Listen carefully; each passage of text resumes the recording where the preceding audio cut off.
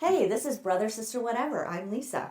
And I'm Josh. We are two siblings with no chill and a whole lot of oversharing. We're here every Thursday with a fresh 25 minute of sibling banter, deep dives, and random tangents. So mark your calendars. This is your new weekly hangout. All right, let's go. All right, well, listen, we are about to kick off something new in this episode. We are pretty excited about it. Welcome to what we want to call the weekly What If. This is where we throw out a totally random, silly, thought-provoking question to get you and us thinking. No right or wrong answers here, just pure fun. So let's get started with our very first What If. What if you could live inside any movie or TV show? Which one would it be? You're really putting me on the spot Yeah, here. Okay. Okay. A TV show, a sitcom. Oh gosh, let me guess. Which one do you think? You're either going to say Friends, Seinfeld, maybe that Steve Urkel there, Family Matters. Family Matters. No, actually, I was not going to pick any of those. Oh, I was going to pick Family Ties. Family Ties. Yeah. Shoot, I don't even know. Oh my gosh. Please don't say that. It's an 80s sitcom. It was about family. It Probably was because you're older than me. Michael so. J. Fox. No, I don't even remember that. No? No. Oh my gosh. Must have been not in my era. Okay, so I guess I have to pick a show here. Yeah. Or a movie. Or a movie. So back in my day, when I was a kid. Now, are we talking like... Okay, you're saying like coming home for lunch, this and that. So you're not talking like when I was like 5. You're talking about like even as a teen, let's say, like a show or a movie we really loved kind of thing? Of course. Anything. It could be any time under the age of 18. But I would love to be in The Predator. What? I would totally love to live in that jungle trying to hunt down that predator with Arnold Schwarzenegger by my side. Oh, okay. I do know that everyone died except for him. Don't know how many times I used to watch that movie, but for sure I would love to have some kind of adventure like that. Talk about living on the edge. Yeah, well, you only live once. I've been thinking about growing up and the rules that we used to have growing up. Now, as we mentioned before, we already know this. I'm 6 years older than you, and I'm a girl, you're a boy. So there's already a difference in how we were raised. We know this, despite the fact that we had the same parents and the same household, and for the most part, the same rules. So I'm kind of interested to see what your take was on growing up with some of the rules that we had versus like how I would look at it. Right off the top of my head, bedtime was a big deal growing up. I remember, like, we had a designated bedtime and that was it. Like, we were in bed for the longest time. But in elementary school, I remember, like, bedtime was like 7. I think I remember that. Yeah. Dinner was a big thing, too. We all had to eat at the table together. No snacks. We never had desserts, really. No. Like, it's very different from my family now. Like, my kids think that dessert is like... Customary, like exactly. It's like part of the dinner. Yes, exactly. Like, what do you remember growing up? What kind of rules? I remember no dancing or jumping on the couch. At least we didn't have plastic on the couch. Yeah. I remember if you were inside the house, then you were doing chores. So the idea was stay outside, stay far, far away from the house. so that you don't have to do chores. The minimal amount of work required. Yeah. And that's what made probably what made me so active when I was a kid. I was playing everything: basketball, soccer, hockey, and it's because it was always like you stay outside, and then when the lights go on at night or whatever, like that's when it's time to come home. Yeah, I think some of these rules were like reasonable to grow up like. I think everyone has their set of rules. I mean, I am so laid back. I'm probably way too laid back with my own kids. So some of the rules that we were discussing, like dinners and snacks and bedtimes and all of that stuff, like you don't. My do kids that have with... carte blanche to go into the fridge, to go into the pantry, to take at any times. At any time to take whatever they want. I might complain a little bit if, let's say, it's just before dinner. But I'm pretty slack with that stuff. What about you when it comes to snacks? When it comes to snacks, yeah, I'm probably way too lax with that. Here's the thing. Riley, my oldest, 10 years old, he has started not asking. So I have to be very diligent and like watch him because he'll just go and grab and eat whatever, even if it is 5, 10 minutes before dinner. You know Yeah, what I mean? that's Jet. Jet does And the exact same thing. yeah, but Grayson is my youngest. He's 7, and he's kind of still in that phase of asking permission for things, which is great. But he's definitely more of a snacker than Riley is. So I don't know. I'm kind of all over it. But bedtime for me, bedtime is a very strict rule in my house for sure. For sure. I remember when I first became a parent, people give you advice. And one of the pieces of advice that mom gave me was that you need time for yourself. Like, give yourself some time. Yeah. And in order to do that, you need to kind of establish bedtimes. Whatever that bedtime is for you. But stick to it so that once bedtime hits, you've got that hour, 2, 3, whatever it is, before you go to bed to decompress, to, yeah. Now, do I always decompress? Absolutely not. I'm mostly, running around trying to plan for the next day. But it does help to have that. So I find that's definitely a big thing for me is bedtimes. Yeah, I mean, I would say that I probably go to bed, well, especially now, but I probably go to bed before my kids go to bed. So I'm in bed at like 8, 7:45. So Yeah, but that's because you wake up like 4 o'clock in the morning or something, yeah, right? yeah, I'm up at For 4. work and all that stuff. So yeah. Yeah, so and my kids are usually not. What's funny is I've noticed that when I was a night owl, they would obviously try to stay up as late as possible. And now, because I'm in bed early, they want to go to bed. So now they're jumping in bed trying to be with me or whatever. So I find that, as cliche as it might sound, like leading by example, like it really, it's very evident that they are really just connected to you Yeah. in so many ways. Yeah, So, it's true, eh? so yeah, I'm in bed at 8, and the kids are usually not far from that time, like 8:10, 8:15. I hear them. As somebody that's been a parent for 25 years, oh my God, I'm aging myself.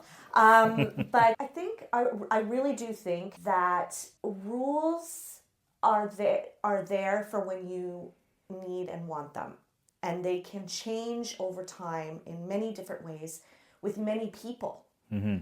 Or in this case, we're talking about kids, with any child in specific, depending on their needs, depending on your needs, depending on the times, depending on the ages. I think there's so many variables. One thing works for one kid, the same thing won't work for the other. I think rules in some ways kind of factor in there as well. Like, For sure. not all rules will work for all kids. And so, yeah, I think after many tries, and I'm still trying, I still have way to go with 2 more kids at home growing up, that it's, like, rules are meant to be broken in a way. They're there for when you need them, and if they don't work, then they don't work, and you move on and you adapt and you make new rules. Yeah. In that context of what you're talking about, rules, and let's look at discipline. And this for me is a big one, probably because in my career, I'm dealing with things that are always evolving in the sense of the training. And I was someone who was extremely in that disciplinary role when it came to being physical, to now being a science-based trainer. And if I look at back in the day with kids, you had, wooden spoons. Oh, yes, the wooden spoon. You had belts. You know, It was all discipline based on fear, really. yeah, it was all fear based. Yeah. And so the thing about that, now again, I'm not a human psychologist, but what's crazy is that you can technically relate some of this to what I do for a living.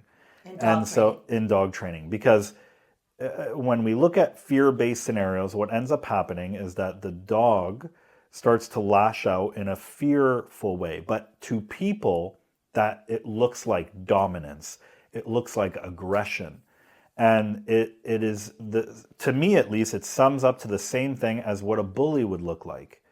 You know, we could look at a bully and we could be like, this I'm talking about like zero empathy, okay, kind of Okay. scenario. We could look at a bully and be like, oh my gosh, what a jerk. Like, look what that kid did to that kid. Or there's so many, you know, variables in there, but like more often than not, we're like, what a jerk, what an ass. Yeah. But then when you know, dig a little and you see what that kid is going through at home, not to excuse what he's doing or she's doing to other people, but it so makes sense. You know, the abuse that's happening at home or wherever it's happening, to then finding someone weaker to be able to kind of latch on and react in that way. It's a coping mechanism. It's a in lot of coping ways. mechanism. Yeah. Exactly. So it actually happens with dogs all the time. And people are like, oh, yeah, this dog is very aggressive, very, very dominant, which is completely false. Every time I see the dog who's aggressive, it's always fear-based. So I can, you know, because I've been studying this for so long, I can literally, just like I'm sure a child psychologist who's been doing this for 20 years could look at a child and be like, no, this kid is scared. You know, just the same way that I can look at a dog and be like, no, that dog that's showing all his teeth that looks scary as hell is completely terrified. You know, so that's kind of how I think we've evolved over time, because you know the theory that I'll hear very often is, well, worked for me, I turned out okay. That's perfectly true. You did turn out okay, maybe. but what ends up happening is that it becomes a 50-50, as opposed to, I don't know what the odds are, but maybe if I'm doing everything positively and positive reinforcement, etc., maybe it's 80-20. 20% of the time, my kid might be fucked up. 80% of the time, you know, everything is fine. Versus if it's that I'm going to beat you or I'm going to smack you because you did this, I'm going to scare you, then I think the chances are probably really high. But what about genders and rules? Do you have different rules for your daughter than you do for your son? Well, yeah, of course. My daughter's not allowed to see any boys. And no, I'm kidding. Do I have any different rules in that sense? I don't think so. What about chores? Well, first of all, do you have chores at your house? Do the kids do chores? Yes. What are there? I mean, right now they're watching a guinea pig. Okay. They have 2 guinea pigs. So they're responsible for another little life kind of thing. Yeah, they have like tasks and jobs, you know. So my wife has like a little board and they have to check off everything they do. And the whole idea here is if they kick butt with this whole project, but we're expecting them to fail. Not in a way like, you know, like our kids suck or anything, but just in the sense like, you know, because this was kind of like where we went with the chore thing. We were like, if we do not have to tell you to do this, this, and this, and you do this with these guinea pigs that we're watching for 6 months or however long it is, then we will consider a big consideration of getting you a small little creature that you want.